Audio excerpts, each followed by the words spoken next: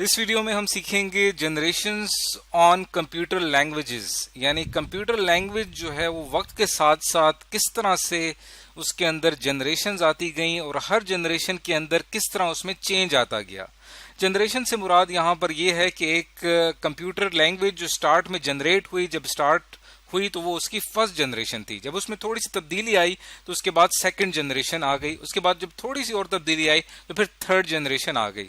तो ये जो कंप्यूटर लैंग्वेजेस में तब्दीली का सिलसिला है ये जारी है और इस तरह से कंप्यूटर के अंदर जनरेशन जो है वो आती जा रही हैं। तो टोटल कंप्यूटर की जो है वो 5 जनरेशन हैं और आज हम पढ़ेंगे इन 5 जनरेशन्स को कंप्यूटर लैंग्वेजेस की। तो स्टार्ट करते हैं first generation of computer languages, यानी कंप्यूटर लैंग्वेज जब पहली दफा जनरेट हुई तो वो किस शक्ल में थी। कंप्यूटर लैंग्वेज जब पहली दफा जनरेट हुई तो वो मशीन लैंग्वेज की शक्ल में सामने आई, जिसके अंदर हम इंस्ट्रक्शन जो थे वो 101 की फॉर्म में लिखा करते थे। ये मशीन लैंग्वेज में लिखी गई इंस्ट्रक्शन जो थी ये कंप्यूटर हार्डवेयर को दे दी जाती थी और कंप्यूटर हार्डवेयर इन इंस्ट्रक्शंस के मुताबिक अमल करता था।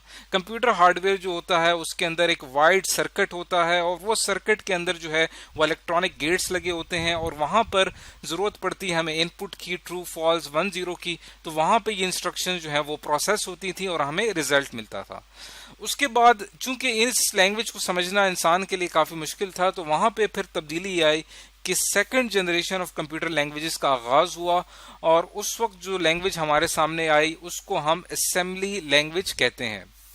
एक जो असेंबली लैंग्वेज है इसको लो लेवल लैंग्वेज भी कहा जाता है और ये खास तौर पे मशीन स्पेसिफिक होती है।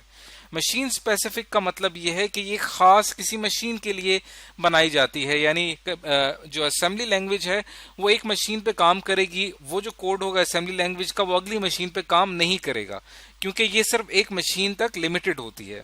इसका हम एक कोड एग्जांपल देखते हैं। मिसाल के तौर पे इसकी इंस्ट्रक्शन की जो शक्ल है वो कुछ इस तरह की होती है, जैसा कि आप देख सकते हैं कि ये यहाँ पे आप देखें कि हर इंस्ट्रक्शन जो है वो कुछ इस फॉर्म में होती है और वो लिंक कर रही होती है उसकी बाइनरी शक्ल के साथ।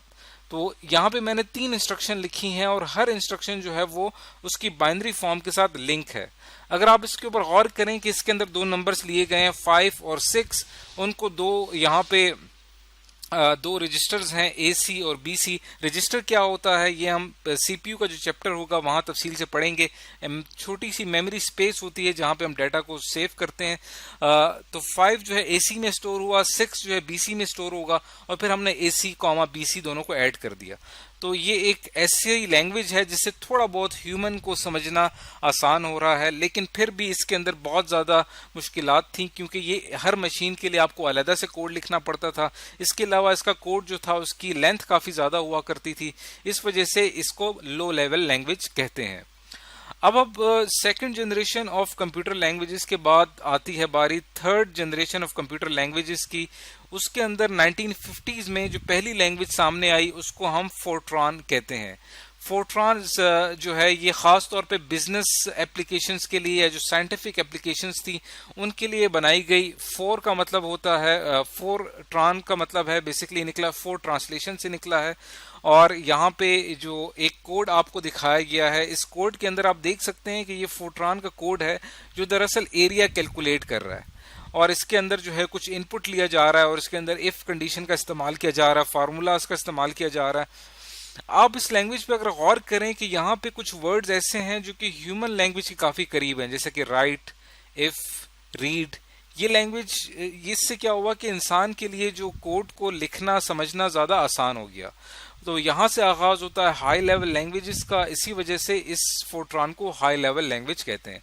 उसके बाद एक सिलसिला शुरू हुआ, हाई लेवल लैंग्वेज के अंदर मजीद डेवलपमेंट होती गई और थर्ड जनरेशन के बाद 1970s में हमारे पास आती है फोर्थ जनरेशन। तो फोर्थ जनरेशन में हमारे पास जो लैंग्वेजेस आती हैं इसमें C++, जावा, पाइथन और जितनी लैंग्वेजेस हैं जो कि हम डेली लाइफ में आजकल सॉफ्टवेयर डेवलपमेंट के लिए इस्तेमाल कर रहे हैं, तमाम fourth generation of computer languages कहलाती हैं। इनका आगाज 1970 में ही हो गया था और इनकी खास बात ये थी कि इनका साइंटेक्स मतलब कि इनका जो लिखने का तरीका है वो काफी ज्यादा ह्यूमन फ्रेंडली था और ये जो है, ये जो लैंग्वेजेस हैं ये हाई लेवल लैंग्वेजेस ही हैं, और ये आहिस्ता आहिस्ता इनके अंदर मजीद जो करंट सिनेरियो चल रहा है उसके अंदर भी फोर्थ लैंग्वेजेस का इस्तेमाल हो रहा है।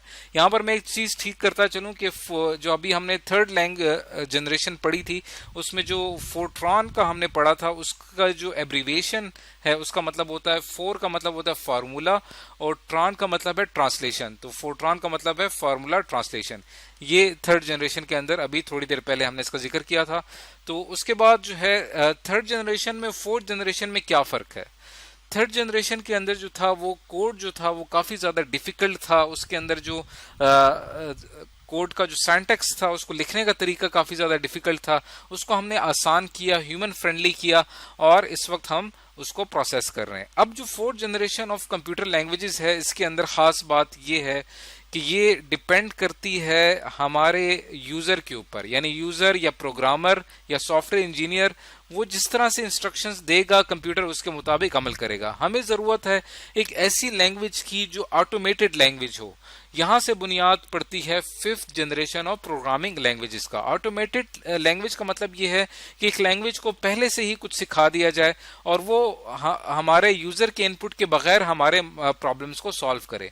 फोर्थ जनरेशन में ये होता था कि हमें इंस्ट्रक्शंस देनी पड़ती थी और इंस्ट्रक्शन के मुताबिक कंप्यूटर हमें रिजल्ट फराम करता था। लेकिन जो फिफ्थ जनरेशन जो कि इन फ्यूचर की जो कंप्यूटर लैंग्वेजेस होंगी या जो प्रोग्रामिंग लैंग्वेजेस होंगी उसकी खास बात ये होगी कि वो लैंग्वेजेस जो होंगी वो ऑटोमेटेड होंगी। ऑटोमेटेड का मतलब यह है कि वो पहले से ही उनको ट्रेन कर दिया जाएगा।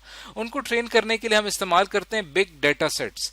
बिग डेटा सेट का कॉन्सेप्ट है जिसके अंदर हम बहुत ज्यादा लार्ज डेटा कलेक्ट करते हैं और वो फिर हम पहले से ही एक लैंग्वेज के अंदर उसको इम्बेड कर देते हैं, उसको इम्प्लीमेंट कर देते हैं, और वो लैंग्वेज जो है उस डेटा का इस्तेमाल करते हुए खुद डिसीजन ले सकती है।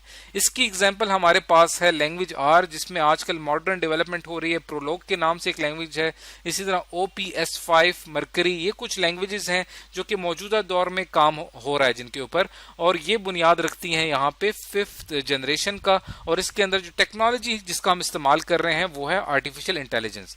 तो मौजूदा दौर के जितने रोबोट्स काम कर रहे हैं या जितने वो सिस्टम ऑटोमेटेड सिस्टम काम कर रहे हैं उन तमाम के अंदर इन लैंग्वेजेस का इस्तेमाल किया गया है।